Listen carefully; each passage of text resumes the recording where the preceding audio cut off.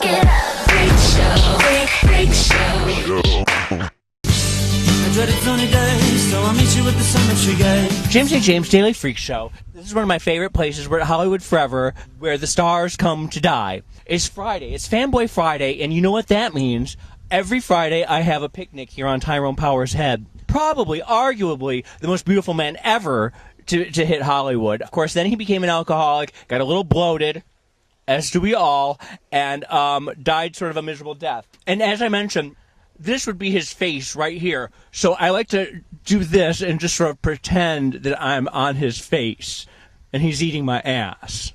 It's just a thing I do on Fridays. Then I always come and place a few flowers on poor Virginia Rapay's grave. Virginia Rapay, you might remember, was the whore who got fucked with the Coke bottle in the Fatty Arbuckle scandal. That might or might not be what really happened.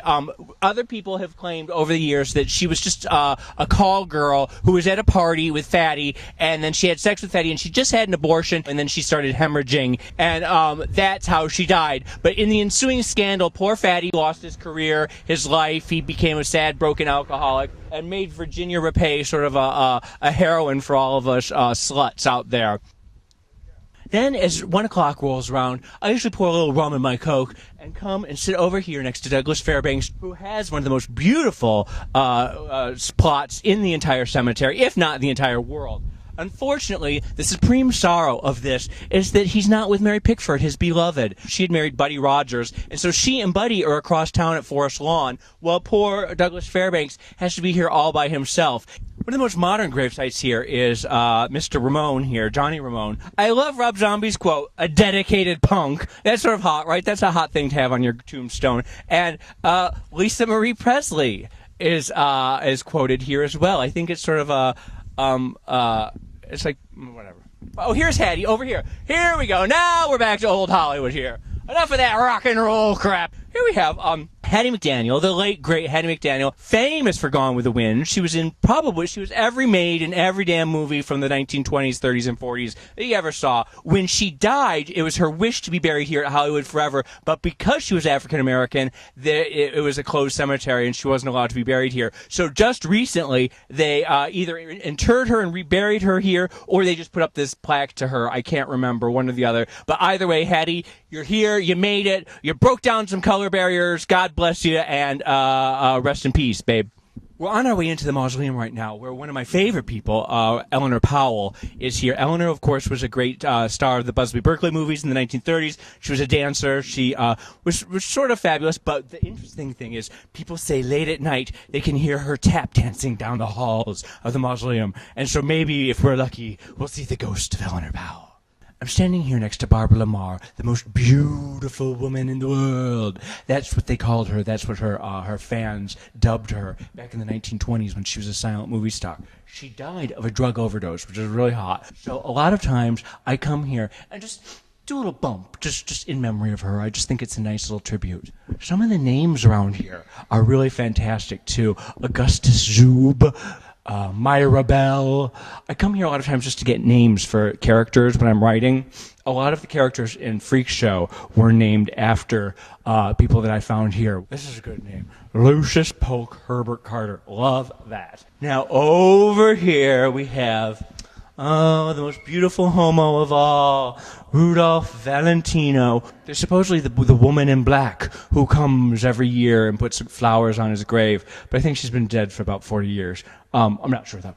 Here's a good one. Apollonia Disc Beerworth. Is any of this interesting to anyone but me? I don't know. I could spend hours in these tombs right here. Dieta W. Beveridge is the woman who gave Hollywood its name. She had been living in Hollywood, Florida, and then she moved here, and she was one of the first landowners here in Los Angeles, and she gave her name. You know, I might just be making up all this stuff that I'm telling you. I have no idea if it's really true or not. This is just what I sort of think. Is this where Anna Faris lives?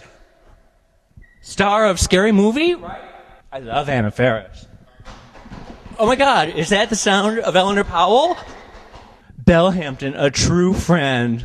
I just feel like these people are my friends. I really do. See, I feel very close to a lot of these people. A romantic mystery will soon add interest to your life. That's why I come and wait by this glory hole here. and hope that my mystery man will come and show himself and fit just nested through there. Then, as I fall into my K-hole, I come and lie on the steps of my great-uncle John Ross's tomb and dream of long-forgotten ancestors and how disappointed they'd be in me for getting high on their steps of their tomb. Minnie, we had a maid named Minnie.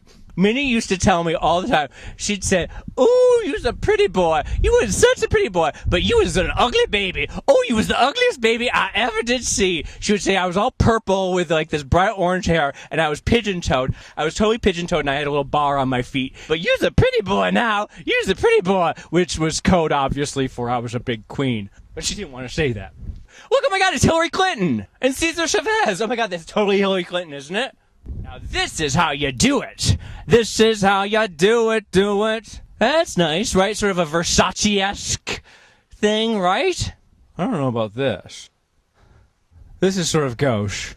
Nouveau, if you know what I mean. Holy fuck, y'all. Is that Joseph Stalin right there? I think this is Joseph Stalin. Who knew he was buried at Hollywood Forever? That's hot.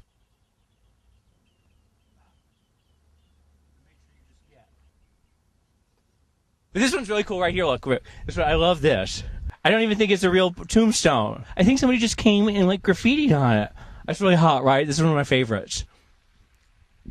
And this is how I spend my days. This is how I spend my every Friday, trolling around cemeteries. St. James out! I dreaded sunny days, so I'll meet you at the cemetery gate.